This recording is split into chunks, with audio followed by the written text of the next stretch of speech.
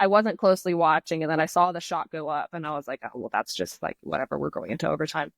And then it went in, and I audibly like screamed.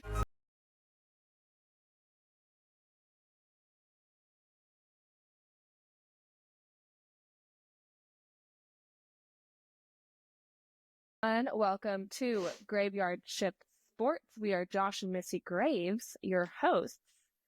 And today I'm excited. This is going to be a fun one. We got some big football news and then a little bit of basketball at the end.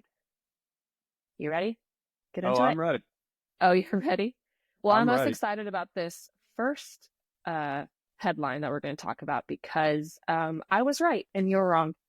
So, Chiefs Travis Kelce returning next season, quote, I can't go out like that. And Joshua, if you recall, we had a Yes. conversation about, I don't know, a week or two ago. And I said, a player of Travis Kelce's caliber would not want to end on that rough of a note. And I was Yeah. right. And you Yeah. disagreed. So you were wrong. I will wave the white flag on this one. I was wrong on this. This is a fun lesson for all the guys out there. The wife is always right. Listen, Um, we know sports too, so okay? Thank you. anytime you disagree on something, just know you are the one that's wrong. You were wrong. I'm right. But I'll quote the actual. He texted Pat McAfee, I guess is how he announced it. Yeah. And so Pat, the text said, "Gonna try to get to the best shape I've been this off season and get back to the mountaintop. Got a real bad taste in my mouth about how I played in that last game and how I got the guys ready for battle. I can't go out like that." So I was right. That's fair. That's fair. I also saw he might have been battling an illness leading into that week. I saw Um, rumors about that too, which is I mean, he didn't look great. he didn't look like himself. No, he You know, didn't. like Yeah. not the same player that he was just a couple weeks prior. So Mhm. Mhm. that's So it's fair. It's fair. Obviously he's Travis Kelce, so he's going to be yeah, looked on under a microscope. I mean, anytime definitely. you're dating the like most popular person in the world, it's Biggest going to star in happen. the entire world. You're going to get some Yeah. eyes on you. And I'm glad you brought that up because I do think we talked before when we were talking about it that he is going to be so successful even after football, whenever he does choose to retire. He has so many options. And I think he did before dating Taylor Swift, and now especially he's like at Oh, a for whole new sure. level of fame. But I do wonder if we're going to see him focus more on football this next season versus maybe doing less of those other endeavors that he was doing last year. Yeah, other than like maybe not flying to South America for a concert and Well, she's not on tour anymore unless she starts another tour, which she's Taylor Swift, so she might do that. But yeah, I think we're going to see him focus more because he also did the game show, and of course they have their podcast that's going to stay around though. Um, that was a phenomenal game show that he put on. it So was a interesting show. I only watched like parts of some of the episodes, but yeah, for anybody that hasn't seen it, you should go check it out. It's yeah, it's a real attention grabber for sure. yeah, Tell you, he's no Bob Barker. no Bob Barker, no. Nah. No. Well, that's it on that. Not much else to say other than I was right. Yeah. You were right. I was wrong. We'll see how he does this next year. Yeah. Second headline: How Stafford staying in LA benefits both him and the Rams. Hmm. So this is interesting because I think we had talked before about like possibility of Aaron Rodgers going to the Rams and like what does that look like? But it looks like the Rams are choosing to stick with Matthew Stafford, and Stafford is choosing to stick with the Rams, which is interesting because he for sure could have gotten more money somewhere else. Yeah. But I mean, there's a lot of fact he's already making so much money at that point. I don't know if it really Yeah, matters. according to Ian Rappaport, who is Mhm. a insider for NFL Network, he was saying that according to sources close to the situation, there were offers on the table from, I believe, the Raiders and potentially the Giants. And Mhm. so those offers were more than what he'll reportedly get, which they believe will be close to like 40 million per year to stay with the Rams. Only 40 But million. the Ridiculous. reason he'll stay with the Rams is one, that's where he won his first Super Bowl is there, and then two, they've established like their families there. His Mm-hmm. kids go to school over there. Yeah. They've got all their friend groups over there now. So it's like, do you want to completely uproot your family? Plus, Stafford's getting kind of up there in their age. I think he Yeah. was drafted in like it's either '07 or '09 draft class. So he's Okay. been in the Yeah. league for quite some time now. So, just in the grand scheme of things, he's probably got a couple years left. So Mm-hmm. do you want to uproot the family for 2 years or do you want to stay where you're at? Yeah. Makes sense. Yeah. Um, and this article talks about Rams are choosing to focus on short.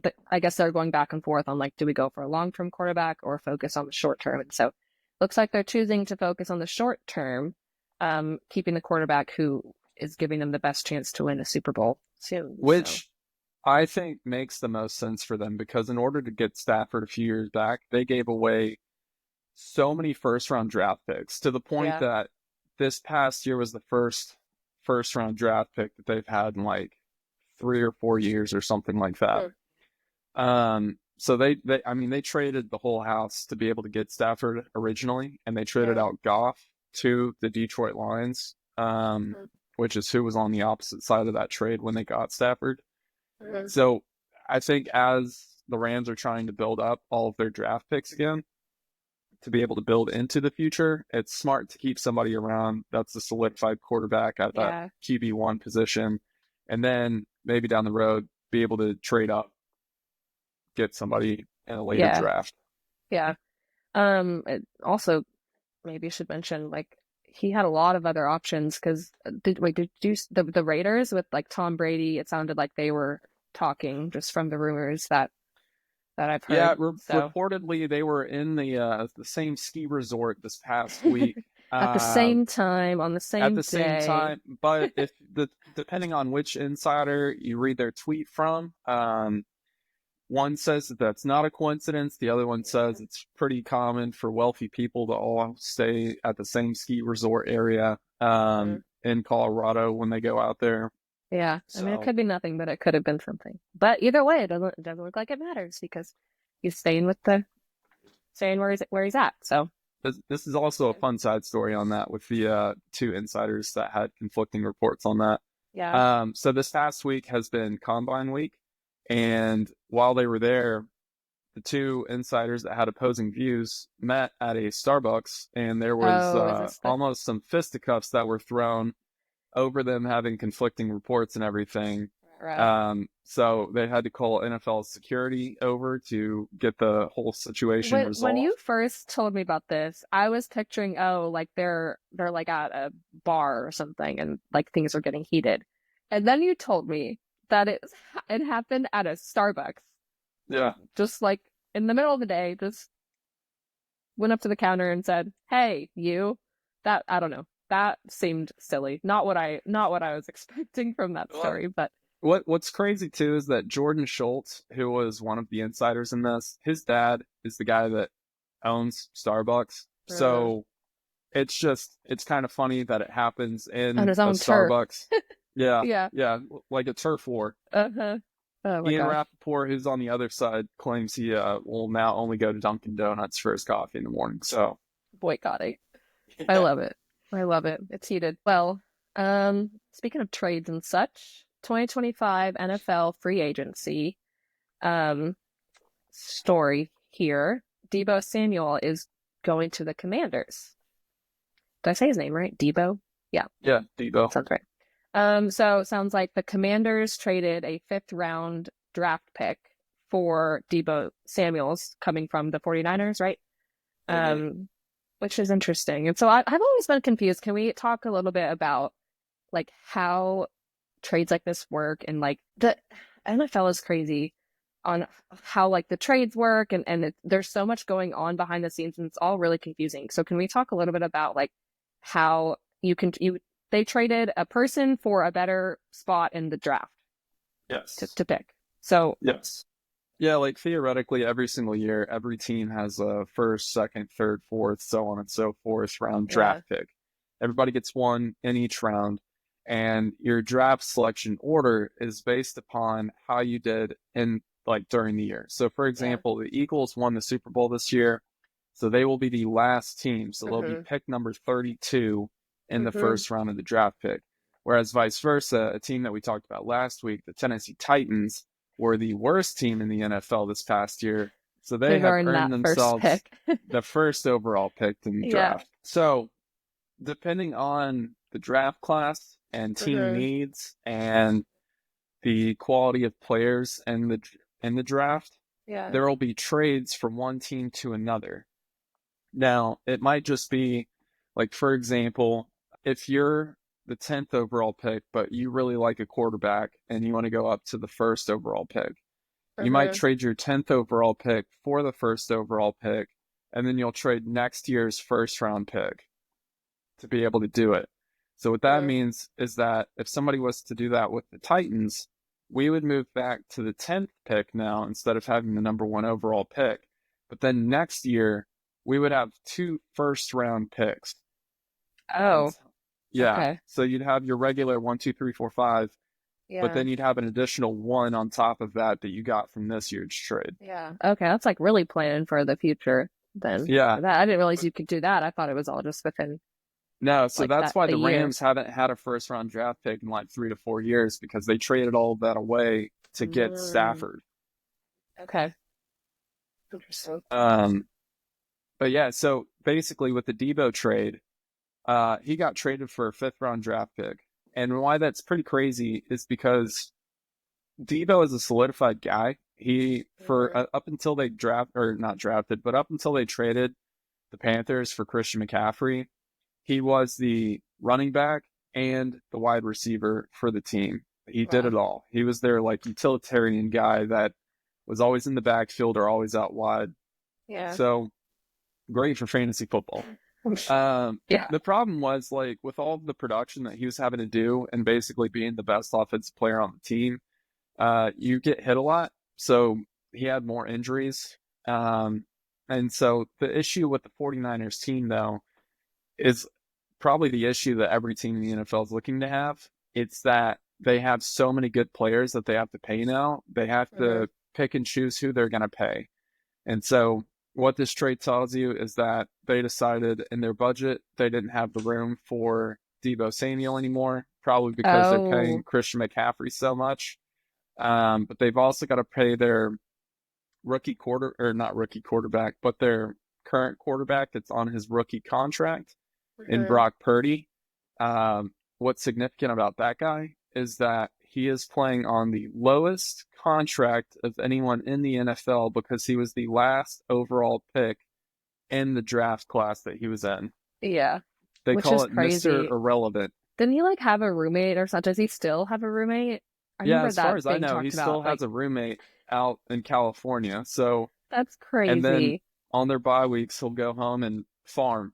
So Just a good old farm just a boy. chill guy to bring that Yeah. meme up from a couple months ago. Oh my God. Um, but yeah, so all that to say, Deebo Samuel got traded for a fifth round draft pick. He's a solidified guy. And when you're Mhm. trading for a draft pick, you have no idea if you're going to get somebody that's good or not. So you're trading a for sure for a Yeah. Someone hypothetical. established. Yeah. Yeah. Um, and I mean, Okay. not to always bring it back to him, but if you look at the Titans, we traded AJ Brown, and then the draft pick that we got for that, we drafted Traylon Burks, and you just watched AJ Brown win a Super Bowl, and we have the Yeah. first overall draft pick. So Yeah. you And kind of here see we how are. it all played out. Yeah. Yeah, Yeah. There's pros and but that cons. that It's kind of a goes to show that even if you get a good draft pick out of it, it's a gamble because yeah. statistically, a lot of the guys that'll be in this draft class, they're not going to make it in the NFL, which Mhm. sucks because they're all respectively extremely good at Yeah. what they do. It's just that hard to maintain it in the NFL. Well, those are the big three, but I want to introduce a new segment. Oh, I think we'll call it Hot Takes from the Graveyard Shift. And we're switching gears a little bit, talk about basketball, from football. So I don't know, maybe this isn't even a hot take, but I just feel like people aren't talking about it enough. Vandy basketball. is low key fire. Oh, they're popping off. They're popping off. And so I wanted to talk about this even before yesterday's game against Missouri, where Missouri was ranked 14th, and Vandy won in overtime, 97-93. You watched some of that game, right? Yeah, I watched the Tennessee game, which we can talk about as well. Which we need to And talk then about the ending of that game, yes. yeah, rolled the Tennessee game into the Vandy game and watched that one play out. And it was awesome to see, because if you Yeah. watched any Vandy basketball this year, they've been extremely good in the first half, and then they have a tendency to not be able to hold on Off to a it in the little second bit. half. Yeah. The most recent example of that was when they played Tennessee a couple weeks ago. They had like a 16-point lead at halftime, and then Tennessee won. Yeah. We only won by 1 point though. So I wanted to talk about like their recent wins against ranked teams. I don't remember what we were ranked at that point. Tennessee, I mean top 5 probably at Yeah. that point.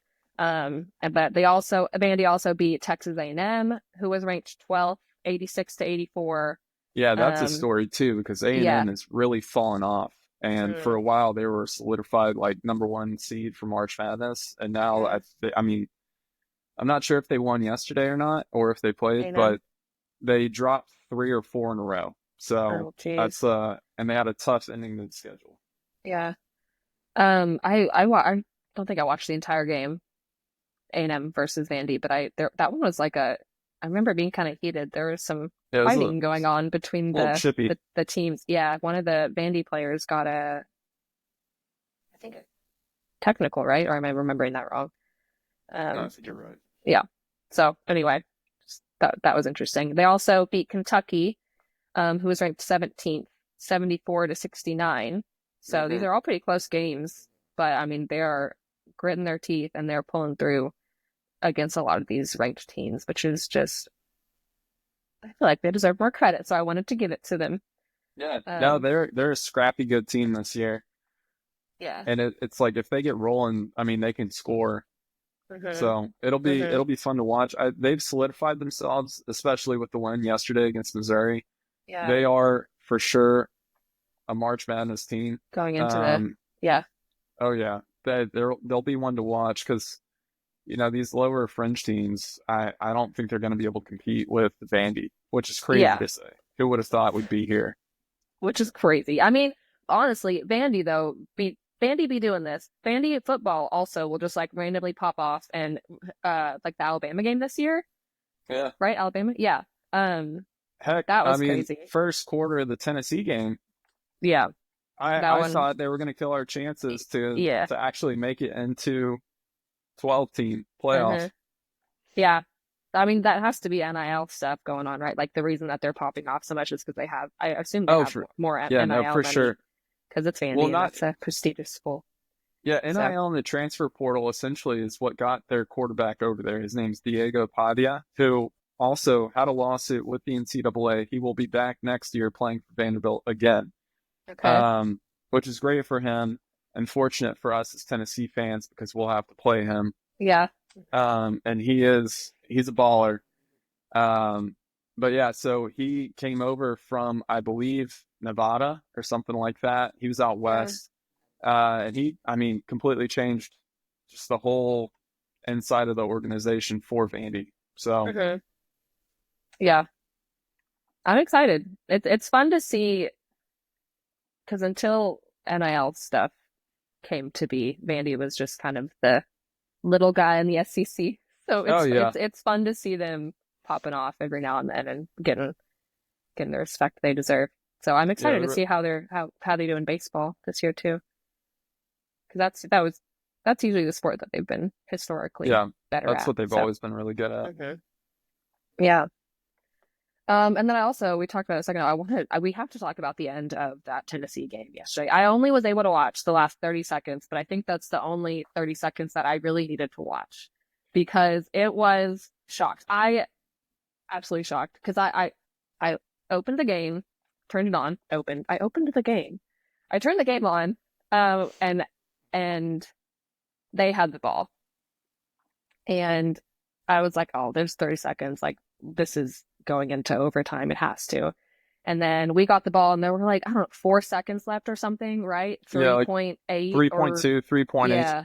And I was like, okay, so this is going into overtime. And then I was just like, I wasn't closely watching, and then I saw the shot go up, and I was like, oh, well, that's just like whatever. We're going into overtime. And then it went in, and I audibly like screamed. Yeah. I was at a restaurant, like a sports restaurant with some of our friends, and I just anyway, that was the most exciting 3 seconds of a game I think I've ever seen. No, and I mean, leading up into that, they had the ball. Bama, there was a dead ball or a contested ball foul. Mhm. And so Bama got the ball. They were trying to inbound it, and then they had a 5-second penalty because Tennessee's defense was playing so good they couldn't get the ball in bounds in time. That's what So it was. Okay, I didn't have that's what sound. I created the didn't. turnover for us to have the ball to throw it in bounds and then have Meshack Okay, do what he did. okay. And I think what we need to talk about is how good Meshack was in the last 30 seconds, because not only did he hit the massive like 45 yard or Uh-huh. 45 yard foot, not yard, Yards. Yep. 45 foot, yep, That's yards. He's half a it's kind of football field crazy. away there. He was outside the building actually, and he Yeah, shot it's it, and it went in. Yeah, crazy. In a it was car. really He's actually crazy. already on the bus headed home. Yeah, Um, but no, so like not only did he hit that shot, but also he drained 2 free throws before that on one of the fouls that they had. yeah. So there was a crazy sequence of events where Lanier hit a shot really hard too. That brought us down by 4. Mm-hmm. Then you have he got to shoot a penalty, so it was a 3-point play. And then on the shot with the penalty, there was a foul, and that allowed Meshack to shoot 2. And that's Okay, where the game got tied. tied. Okay, yeah, that was crazy. It was a crazy sequence of events. Yeah, yeah. So, you know what we should do? We should do a what's it called bracket for March Yeah, Madness, and we should. we should fill one out and like follow it along on the show. That would be fun. Respectfully, I'll kick your butt. Okay, I thought we would do it together, but no, I will take any chance I can to beat you. So yeah, let's do that. Okay. What should we like? Should the winner get something? Yeah, you Like can. make it interesting? Whoever loses has to make dinner or something. That's lame. We'll come up with something better. Yeah, yeah, That's lame because I'm gonna make you cook dinner anyway, so that's not like I'm not gaining anything extra. fair. That works. No, we'll come up with something better, but that would be fun. Let's do that.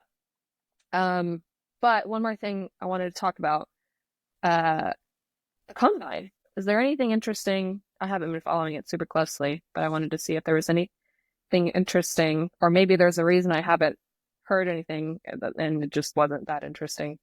Yeah, so the draft class this year, last year, for example, was a big draft class on quarterbacks. So there was a ton of hype around it. This year, Mhm. there's not as many high demand quarterbacks. And since that is the most expensive position in football and the most important position in football, if you don't have like a huge quarterback class, you really don't hear a ton about the combine or Yeah. leading up to the draft. But with that being said, there were some standout performances. Yeah. One notable piece of news is Abdul Carter, who is hyped up to be a generational player. Defensively, he played for Penn State. Um, he was initially reported that he had to have a foot surgery and was going to be out for 8 weeks, and then was probably going to miss pro day and everything. Mhm. However, following day, there was another report where another doctor looked at him. They said he was good. So he's not having a surgery on his foot.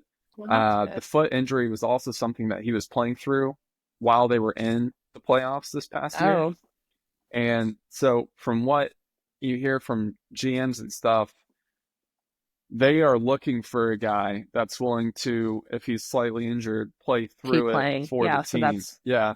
probably not in his So it kind favor, of probably. Mhm. yeah, it kind of showed his grittiness, Yeah. and just drive to play the game. So Yeah. I think that really helped him. One, because he's not going to have surgery, but two, it came out how, he did actually have an injury and was playing through it the entire time. So I think that Yeah. boosts his draft capital. Helps. Additional things, You had James Pierce run a 4.47, which was the fastest for a defensive lineman. He came from Oh, a this big really cool boy. school. Okay. Yeah, came from this really cool school Oh called the yeah. University of Tennessee. Um, yeah, look at us pumping him out over here. But yeah, so he ran a 4.47. He weighs like 265, 270 or something like that. Big boy. Beast. Um, and then let's see, Is he quarterback the play. one? Maybe I did hear Pat McAfee talk about him. Is he the one who he's lost some weight since the end of the season? And Pat, they were Different not guy. somebody else. Oh, who Yeah, am I it's thinking somebody of? else. Not sure. Okay, well, never mind. I thought I could Um, contribute and I cannot. So keep talking. the other notable things is Jackson Dart looked like he was the best quarterback. That threw at an asterisk to that. Shedeur Sanders and Cam Ward are hyped up to be the two best quarterbacks in this draft class, but they went to the combine. They did not throw at the combine. They What is said, the? Why would they do that? Can we talk about that? Like, what is the? Is that yes. there's pros and cons to that, I assume. Yeah, so a lot of guys will, like for quarterbacks specifically, they'll just throw out their pro days. And the reason that they Mm. would do that is because they can throw to their own wide receivers. You get to do it at your own facility because you do your pro days back at your home What is college. a pro day? A pro day is essentially the same exact thing as a combine. You go out there, you do a bunch of passes, throw different routes to your wide receivers, just Mhm. basically show off for a Okay. bunch of scouts.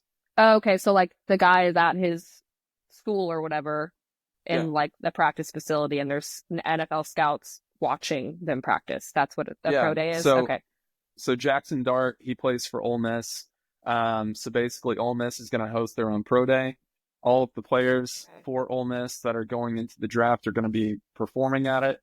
And that's basically what it is. It's a performance for them to show off their skill What's set the to point all the of the scouts. combine then? If that So, already happens.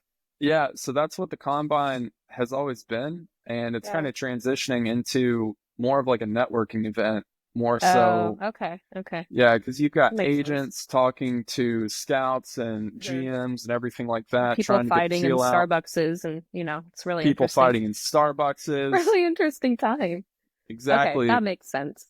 Tampering because free agency hasn't technically started yet. So they're all, Mm. just having some under the table conversations. Hmm. I'm sure that happens a lot. Okay. Um, well, did you have anything else to share from Combine news? Um, Not that I can think There of was off the one top. thing that I saw Pat talking about, and apparently Will Howard was practicing in a parking lot or something. Do you know what I'm talking Yeah, about? yeah, he was What? doing, so basically they all have like routines and then like the Yeah. amount of throws that they need to do each day just to keep the arm warmed up and everything.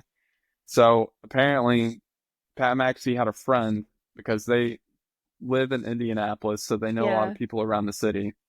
And this was just like one of their Joe Schmo friends walking down the side of the street. They see a dude just throwing a ball in a parking lot over a parking garage. Was it And the guy, night over a parking garage? I think he was like on the top of the parking garage or something like Oh, that. okay. Yeah, I don't think he was on one side, just like eating it to Well, the you other say side. That'd be over. I'm like, wild. well, that just doesn't sound like a human, could do that. So Might please might throw explain. the shoulder out Okay. the day before. So one of Pat's friends is Um, walking down the street and sees this guy just like launching a football yeah, and yeah, texts and Pat so like, they were what is like, going on? hey, is this an Uncle Rico from Napoleon Dynamite situation? Like trying to make an NFL team here? Yeah, just some random And guy. so the guy went and got a closer look. Turns out Will Howard. Yeah. There was no video or anything of it because he wasn't trying to make it a publicity stunt or anything like Yeah. that. He's just getting his reps in. Hmm. I will say his performance at the draft or at the combine, Yeah. not as good as we would have hoped. Oh, really? But Well, that's you tough. can't take away from how he performed in the playoffs this Yeah. past year. So we'll see how his he'll do a pro day as well. So we'll just see Okay. how that goes. But Okay. I was kind of hoping that Will Howard would have been the best quarterback at the combine this year, but that Why? didn't. Why do you say that? I just feel like he's not getting a lot of hype. He's a Yeah. national champion. He's a huge guy. Like he Yeah. just kind of seems like an all around who you'd want as your quarterback. Uh-huh. So I figured this would be like the best opportunity. Jackson Dart can throw a ball really well. I just kind of feel like his personality is not great, but Oh, really? Oh, that's just me judging from the outside looking in. Like he okay. went out the night before they had a game for Halloween this Oh, past year. well, that seems silly. He had a pretty sick costume though. It's like a Dumb and Dumber type look, like a full orange suit. So you want some brownie points there, even though, Yeah. I want some brownie points with the yeah, Dumb and Dumber shout out. I love it. Okay, well, I think that's it. Anything Yep. else you want to talk about? No, I think that's it. I think that's everything. Just March Madness is around the corner. Excited Yep. for it. We will put And together with how our college bracket. basketball is kicking off in March Yeah. with the Tennessee and Vandy ones yesterday, Mm-hmm. it's gonna be a good month. We're probably biased thinking that since we're in Yeah. Tennessee and we Yeah, I'd say like if you're a both Tennessee Missouri and fan Vandy. or a Alabama Probably fan, you're not probably super happy. not pumped right now. Yeah. But A&M fans probably aren't excited either. probably Their not team isn't thrilled looking great. because right now is probably when you want to be picking up some steam and playing really good, and Yeah. they're doing the opposite of that. So Yes, indeed. Yes, indeed. Okay, well, I think that's it for today. Thanks for listening in. We'll see you next time. whoop, whoop. Over and out. Deuces.